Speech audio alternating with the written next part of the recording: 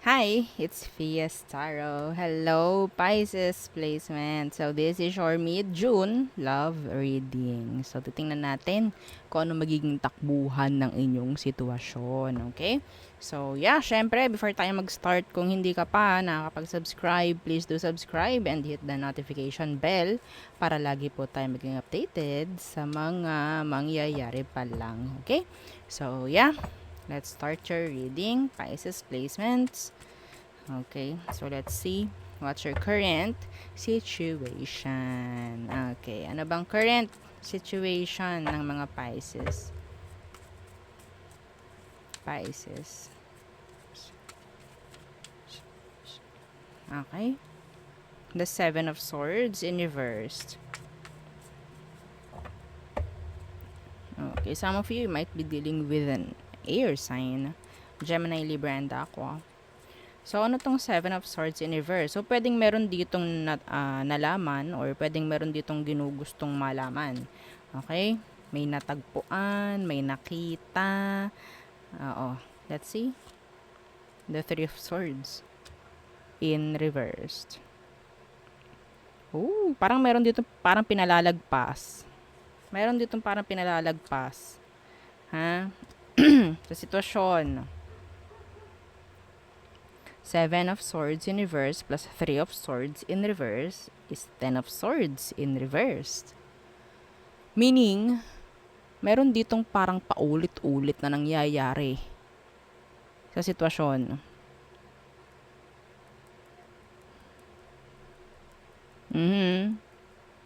Walang nangyayari ditong progress, mga Pisces. Yeah, big air sign placements. Okay?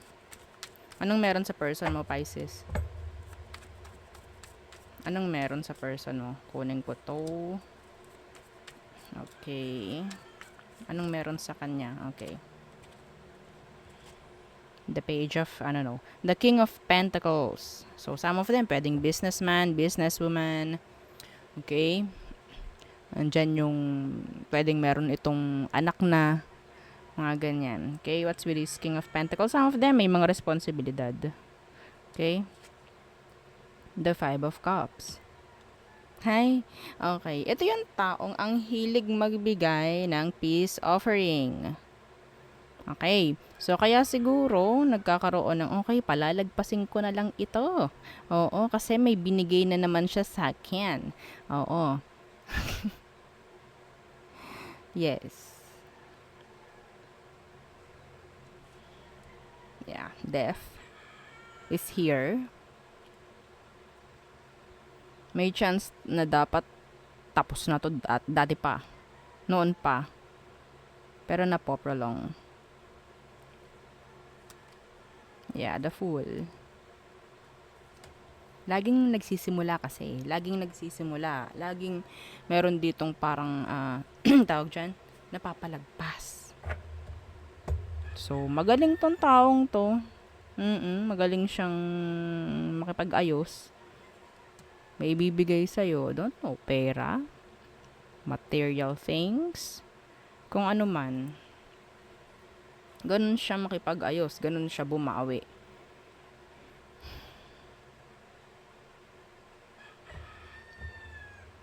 Okay?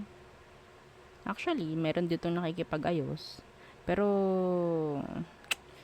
ilang beses na nangyari to eh, Pisces eh. Alam mo na eh.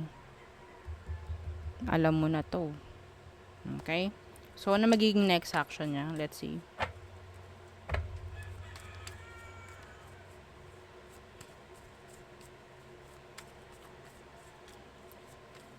Okay. Next action, the Page of Cups in reversed. Babalik ulit. Oo. Sa kung anong pinag-awayan nyo, sa kung anong nangyaring issue before, yun ulit. The Page of Cups in reversed. They're immature. Yeah. What's with the Page of Cups in reversed? The Four of Pentacles in reversed. Napapabayaan ka naman niya eh. No? So, may chance na napapabayaan ka niya, mauulit-ulit. Okay? Yeah, the Two of Cups in reverse. Mauulit-ulit. Parang hinahayaan ka lang niya, parang hindi naman siya totally talaga nakafocus sa relationship or sa connection nyo.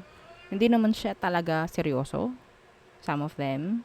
Kasi some of them, pwedeng busy sa trabaho, busy sa business, mga ganyan. Okay? Ang hilig ito magbigay. Yung iba sa kanila po, may bisyo. Okay, may bisyo. Na parang pinalalagpas nyo na lang sa pamamagitan ng peace offering na ibinibigay niya sa inyo.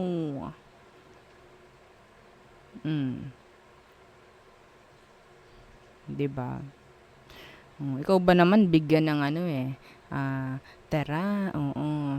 Babati na tayo, oo, ganto, no? Tara, sige, bakasyon tayo sa Italy. Oh, ayan. Okay, sige, bati na tayo. Mga ganon, oh. Hindi naman talaga yun yung literal, no? Pero, ganon yung energy. Okay? Sino ba ang, di ba, tatanggi sa ganon na offer? Lalo na kung hindi ka pa nakakapunta ng Italy. Hindi po ba? Oh. Let's see.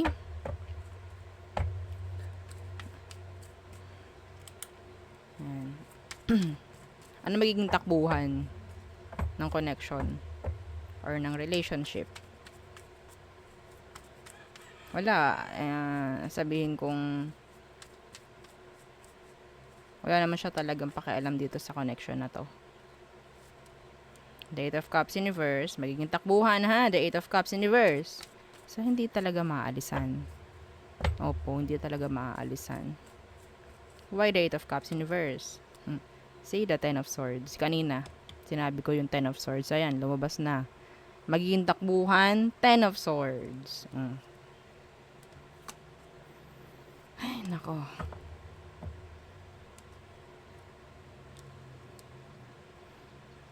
Napoprolong.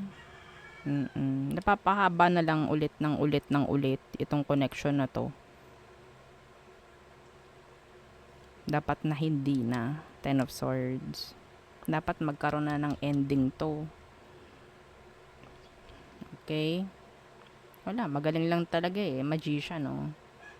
Kung anong manggustuhin mo siguro, kung anong hilingin mo, pwedeng ikaw pang pinahihiling, kung ano bang kung anong gusto mo para magkaayos kayo.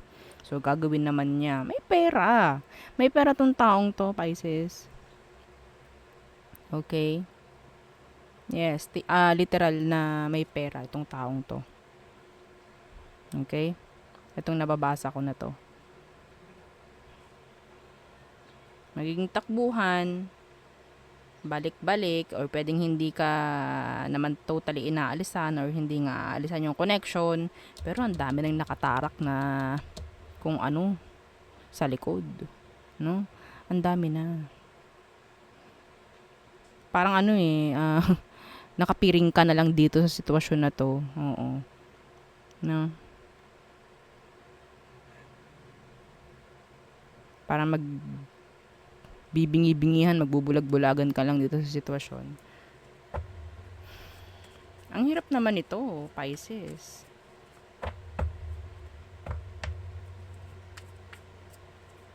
I don't know kung nagiging practical ka na lang dito.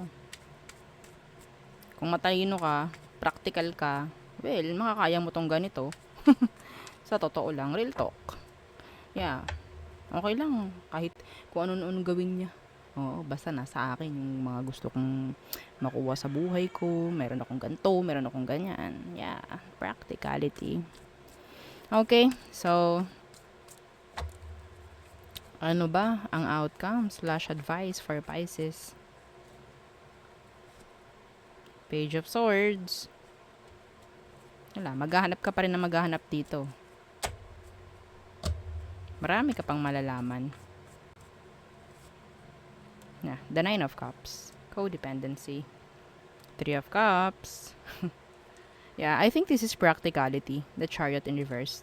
Hindi aalisan, hindi lalayuan dahil nandito lahat ng pangangailangan eh. Parang ganun. Pwedeng vice versa yung reading actually. Pwedeng vice versa. Okay? So, yun ang nakukuha ko rito. See, pagsasamang toxic. Okay.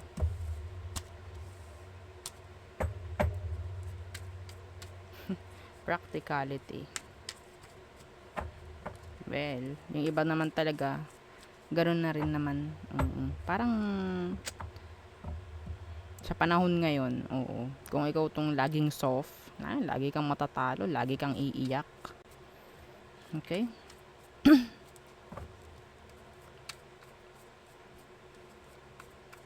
Okay. So, tingnan natin. Aries through Pisces for Pisces.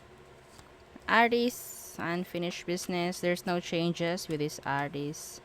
Taurus, no improvement, no growth, no success. Gemini. Okay, some of them, pwedeng no contact kayo ni Gemini. Some of them, talagang nag-iisip ngayon. Niisip ka, pero they're choosing to be silent. Cancer. Pwedeng makipag-ayos si Cancer sa'yo. Yeah. Leo. Open yung option ni Leo. Some of them, they're confused. Virgo. Trying to be fair. Okay, meron din siyang gustong mangyaring tama sa sitwasyon. Libra, they want to commit. They want commitments with you. Scorpio, they're coming back. Yeah. Sagittarius, they like you. Okay.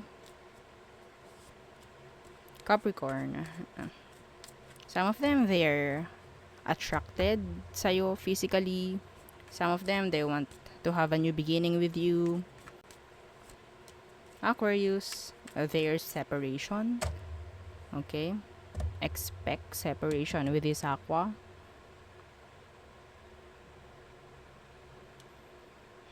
The tower's still burning. Yeah. Next, Pisces. Third party.